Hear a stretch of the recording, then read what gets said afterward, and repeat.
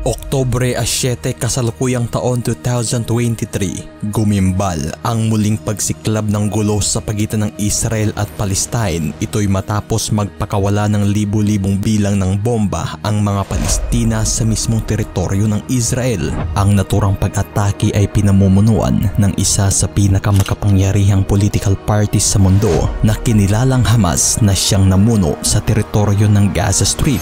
Ang walang habas na pag-atake ay talagang nagresulta sa pagguho at pagkawasak ng mga gusali, pagkadamay ng mga sibilyan at mismong pagkasawi ng mga inosenteng buhay. Sa ikadalawang araw ng pag-atake, tila mas lalo ba lamang itong lumala nang sumalakay na rin ang grupong tinatawag na Hezbollah na nakabase sa Lebanon laban sa mga Israeli. Ito'y matapos tumugon sa naging panawagan ng grupong Hamas. Bagay na talagang idiniklara na ng Prime Minister ng Israel ang isang state of war alert laban sa mga militanteng grupo. Ang panibagong pagsiklab ng sigalot sa pagitan ng Israel at Palestine ay talagang hindi na bago na nagmula pa noong unang digmaang pandaigdig. Ngunit ano nga ba ang ugat at punot dulo ng krisis na ito na dekada-dekada nang hindi nasolusyonan na siyang inaantabayanan ng buong mundo?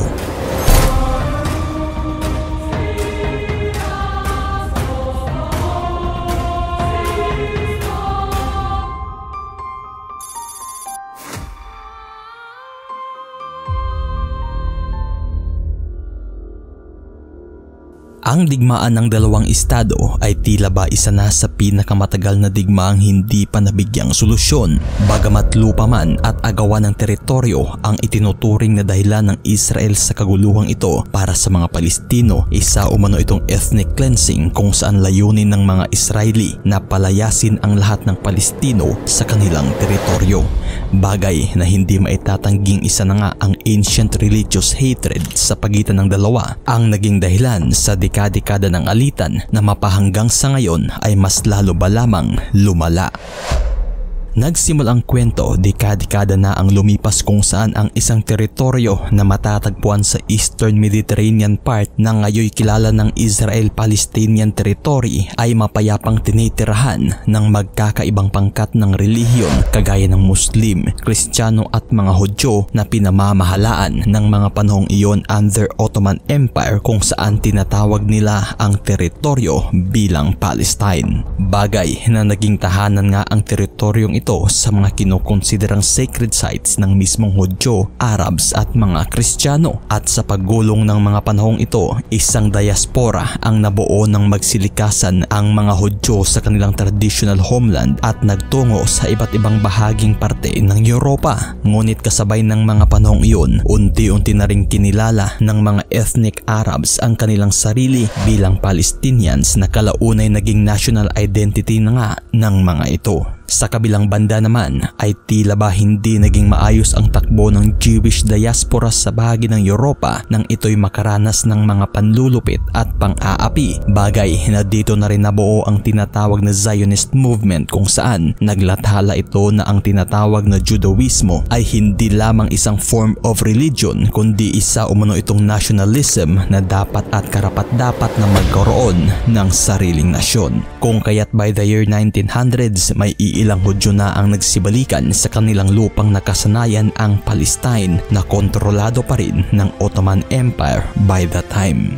Ngunit nang matapos ang unang digmaang pandaigdig, dito na bumagsak ang Ottoman Empire na nagresulta sa pagkakontrola ng mga Briton sa rehiyon ng Palestine. At sa mismong pamamahala ng mga Briton, taong 1922, inaprubahan ng League of the Nations ang British Declaration na nagsasaad ng tinatawag na National Home for the Jewish People, kung saan nagpapahintulot ito ng Jewish migration pabalik sa British-controlled Palestine. At sa pagdagsa ng mga Hudyo sa Palestine, kung saan pagsasaka ang naging pangunahing hanap buhay, dito na rin sila bumibili ng ikta-ektaryang lupain galing naman sa mga non-Palestinian Arabs. Bagay na naging sanhi rin ito sa unti-unting pagtakwil ng mga Palestinian Arabs na siyang unti-unting bumuo ng tensyon sa magkabilaang panig. At kalaunan nga'y nilimitahan na ng mga Briton ang pag-okupa ng mga Hudyo ng kalupaan galing sa mga non-Palestinian Arabs at mismong paglimita na rin ng ng Jewish migration, kung kaya't dito na rin nabuo ang Jewish militias. Ito'y upang labanan ang unti-unting pagsibol ng tensyon laban sa mga Palestinian Arabs at upang kondinahin rin ang naturang British rule ukol sa paglimita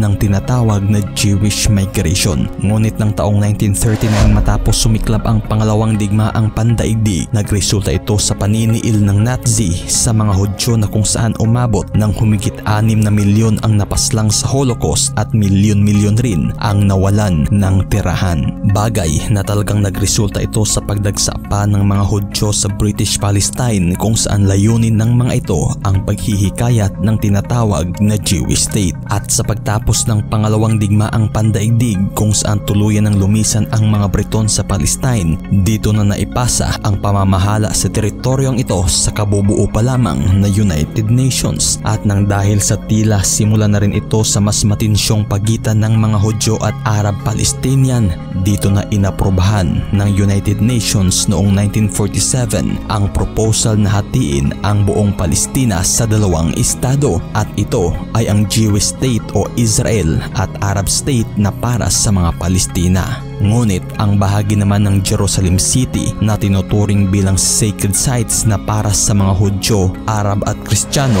ay itinuturing na Special International Zone. Bagay na kaagad rin itong sinang-ayunan ng mga Hudyo at nagdeklara ng independence, kung saan formal ng nasyon ang Jewish state o mas kinilala na ngayong Israel.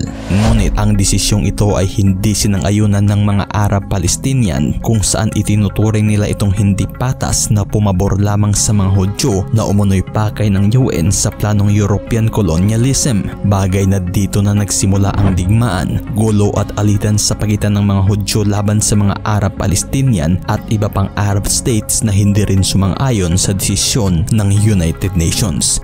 Dito na pinagtulungang atakihin ng Arab League na binubuo ng bansang Egypt, Lebanon, Jordan, Iraq, Yemen at Saudi Arabia ang kaka-independente pa lamang na nasyon ng Israel. At sa loob ng 9 na buwang pakikibaka ng mga Hudyo sa sanib-pwersang mga Arab states, na ipanalo pa rin ng mga ito ang digmaan, kung saan nakontrola pa nga nila ang bahaging kalupaan ng mga Arab-Palestinian, kung kaya't ang ginawang partition ng UN para sa mga Palestina ay siyang tuluyan ng nabura. Dito na rin kinontrola ng Egypt ang tinatawag na Gaza Strip na ngayoy kontrolado na ng grupong Hamas, na siyang pinagmulan din ng mga bombang nagliparan patungo sa teritoryo ng Israel. At sa timog bahagi naman ng teritoryo ay siyang kinontrola ng bansang Jordan o mas kinilala na ngayong West Bank. Sa pagtatapos ng tinaguriang Arab-Israeli War ay mas napalawak pa ng mga Hudyo ang kanilang teritoryo, kung saan halos kontrolado na nila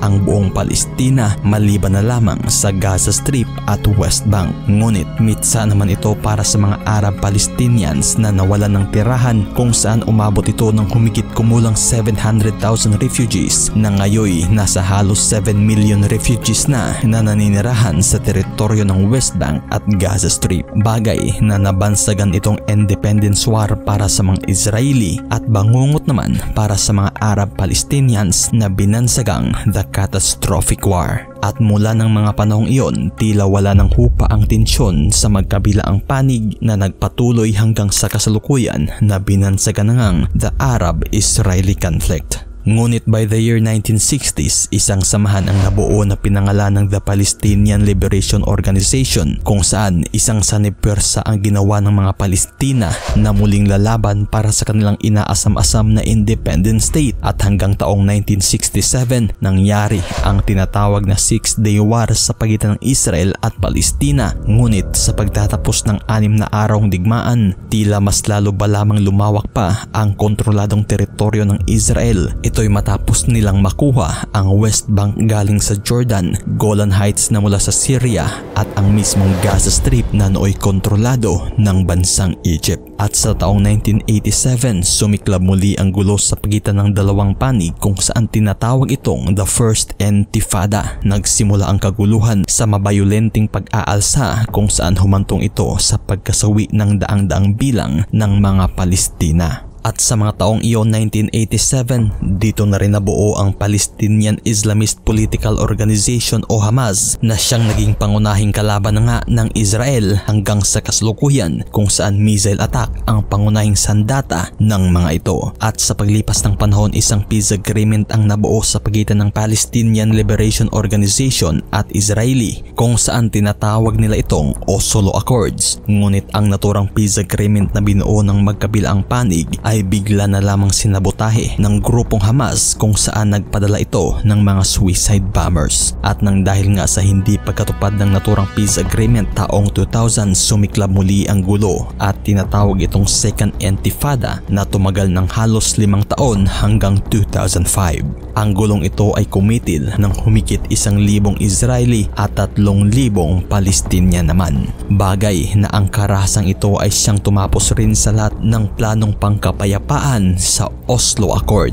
Ng mga taong iyon, 2005, tuluyan na ring humupa ang tensyon. Ito'y matapos tumisan ang mga Israeli sa Gaza na siyang kaagad namang pinalitan ng grupong Hamas. Isa ang Hamas sa mga itinuturing ng iilang bansa bilang terorista nang dahil sa kabrutalan itong umatake na kung saan kadalasan itong gumagawa ng mga suicide bombing at ang mismong walang piling pag-atake na nagresulta sa pagkasawi ng libo-libong mga sibilyan. Kung kaya't mula sa mga oras na iyon ay naging pinakabrutal ng kalaban ng Israel ang grupong Hamas na nakabase sa Gaza Strip. Dito na rin nasaksihan ng mundo ang naging madugong palitan ng bomba ng magkabilaang panig kung saan taong 2008, 2012 at 2014 ay walang habas na pinulbos ng Israel ang Hamas, ngunit taong 2000 nang gumanti rin ang Hamas nang ito'y nagpakawala ng missile attack laban sa Israel. At hanggang nitong taon nga lang nang mangyari muli ang senaryong ito kung saan binomba ng Hamas ang Israel na siyang naging dahilan sa pagdeklara ni Israeli Prime Minister Benjamin Netanyahu sa pagdeklara ng gyera. And as of October 8, nasa humigit 300 na bilang na ang nasawi at libo-libo ang sugatan at nasa 100 katao naman ang naging bihag.